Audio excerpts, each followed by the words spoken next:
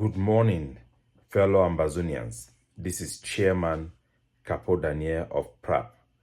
Today I want to give you people a very important update. Today is Monday, 21st of October, 2024. I've had a very important phone call, a direct conversation.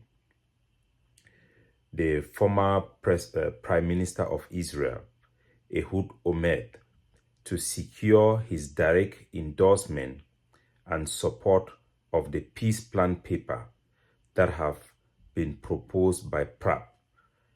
As we prepare to convene with the various Ambazonian groups, leaders and personalities here in Alberta, Canada, to create a pathway forward and come up with a common position for an offer to end this war with the La Republic of Cameroon, we have secured the backing of the international community, and we have secured for our people a negotiation process for a political and negotiated settlement of this war. Ehud Olmert, who is the former president of Israel, he ruled Israel between 2002 to 2006, is a very moderate leader that is highly respected by the international community. He brings to the table a very rich diplomatic experience, given that he supports a two-state solution for the Palestine and Israel. He's a unique leader who we expect has promised that he will be the first person to endorse our peace plan paper publicly. He led the delegation of the ICO that met the Pope to push for the diplomatic solution of this war.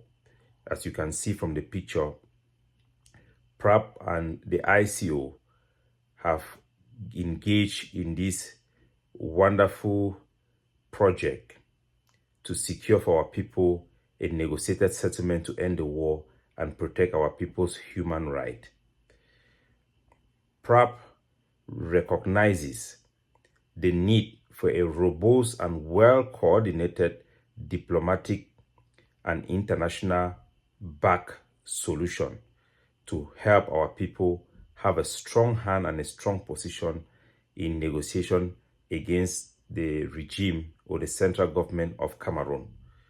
That is why we have prioritized securing an internationally backed solution in our peace plan paper that we hope will evolve into a common position for Ambazonia. We are calling on all of our people for greater understanding of this strategy. Right now, escalation of the war will only save the Cameroon central government interests of the hawks within the regime. The coming weeks, we have learned and gathered from our intelligence that there will be further false flag attacks, instigation and generation of an escalation on the ground with the hope to provoke the Cameroon government to abandon this path which they are contemplating, which they are actively engaging for a negotiated settlement. So expect such actions on ground zero.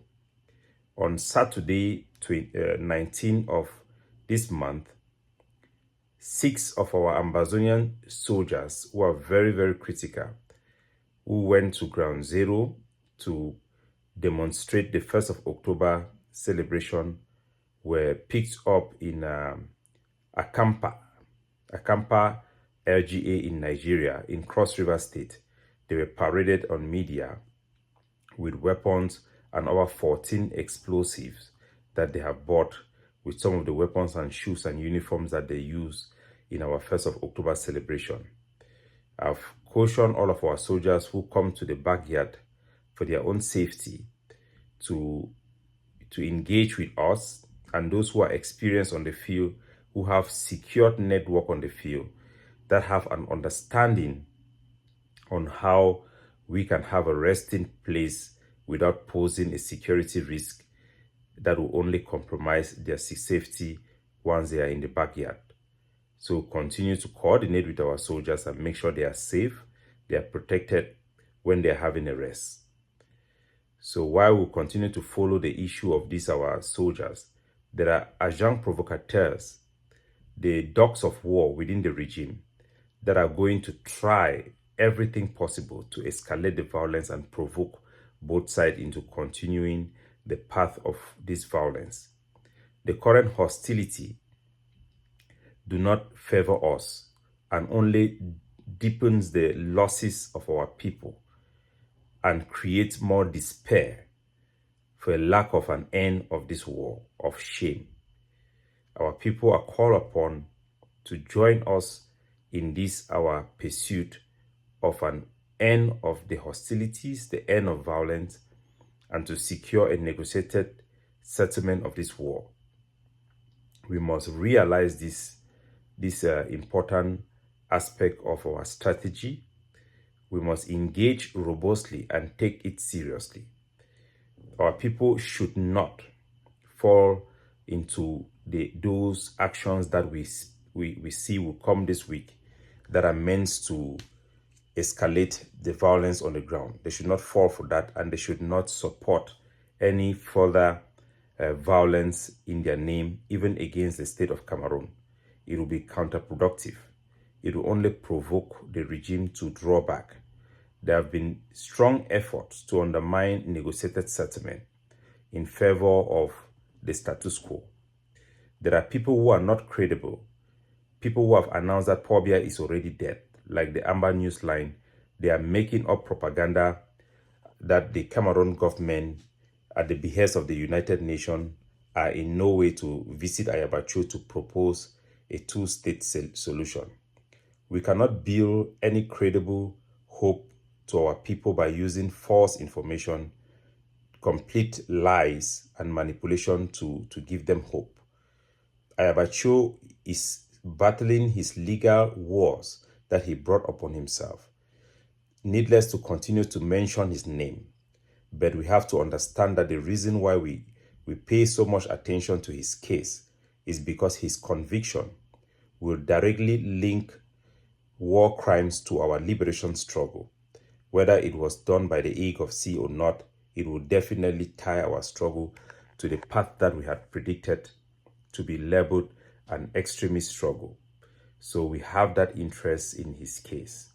He will be brought before a judge again for the consideration of bail according to Norwegian law that states that every 1 month, anybody who is in waiting trial should be brought before a judge for bail to be considered. We do not expect anything to change. We expect that the bail will be rejected because of the nature of the charges that he has been charged with in court. So we want our people not to be misled or to be given false hope by people who don't have credibility, they don't have any honor. We have pushed this our solution to some other state parties, and we expect that November will be a very, very engaging period with our diplomatic effort. We are calling on all Ambazonians of all groups to come together and consider this approach of PRAP. Since we engage in this non-violent approach, we have won the support of the international community and gained access that are unprecedented in our history. We have broken grounds. Our direct endorsement by head of states party that we expect to secure their support in this November in the United Nations is very, very important. These are big milestones that we should take very, very seriously. We are engaged with the Vatican. We have told our people's story and plight in a most effective manner with reputable diplomats that have break grounds. And I can assure our people that we are doing everything possible to secure their rights, to secure their aspiration. Abandoning hostility is strategic for us to reposition our struggle and gain direct international support and maintain non-violent resistance to put pressure on the regime with international, robust, coordinated diplomatic pressure that is required for any progress to be made. Our people should avoid empty propaganda. Our people should know that Paul Biya is the only hope for us to come out with a negotiated settlement. Any new regime, whether it is Frank Biya or the Ferdinand Gongo scam, will not help our people. It will only mean that our crisis is going to have a backseat. It has lost that international attention. We are rebuilding it, and we must pray for success. We must pray for success. I call on everybody to join us every Friday. Our executive pray for Ambazonian effort for negotiated settlement. And I'll call on all of our people to do so and take our commitment for this struggle very seriously. Pray for those leaders who are coming to Canada for this very important meeting. Pray that the common position will be agreed upon by all the leaders, and we will be able to secure international support for this particular solution. Diplomacy is not an armchair job. It's not a job on social media, but we make it our responsibility to inform and educate our people on what is being done on their behalf, because we believe that is a first step to restore their dignity and their pride. We expect subsequently that Ehud Olmert, the former Prime Minister of Israel, is going to make a tweet to support this internationally backed position that we have taken on behalf of our people for their best interests, so that the whole world should stand behind it.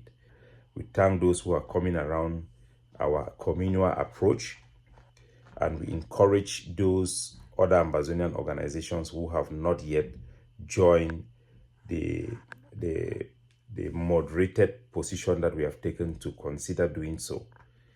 Everybody should come on board.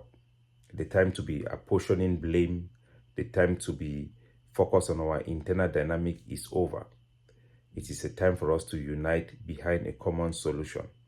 This is not a war about our leadership. It's not a war about our groups. It's not a war about who is more popular, who is not popular, who controls what, who doesn't control what. It is a collective struggle for all of us, and we must approach it in this manner.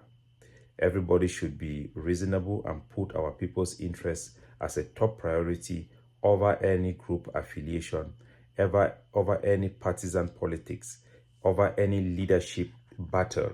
We should do the right thing that our people expect us and not betray them when we have such an opportunity. God bless you all.